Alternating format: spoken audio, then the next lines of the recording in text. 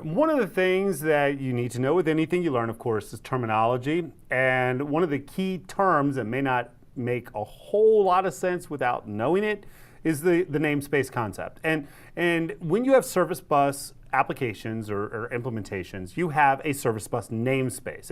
And really, all the service bus namespace is your logical grouping of service bus service instances, right? And you can think of that kind of like, if I've got storage, I have to create a storage account first, and then within that account, then I've got my blobs and my files and my queues and my tables, right? Same concept here.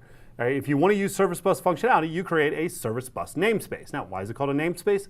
It's actually called a namespace because it's going to have a DNS name, right? And it has to have a fully qualified, unique DNS name.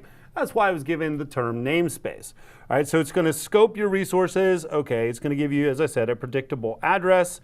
All right, it also provides management credentials to use for operations. All right, so again, it's not at all storage, but you can see some parallels here between the way service bus works and the way storage works.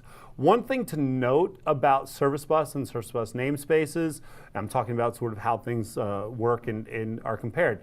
The service bus and service bus namespaces are associated with the version 1 of Azure, or the Azure Service Management Model. So anything you're doing with this, if you're creating these, you are creating them in, say, the classic portal, or you're using techniques associated with that.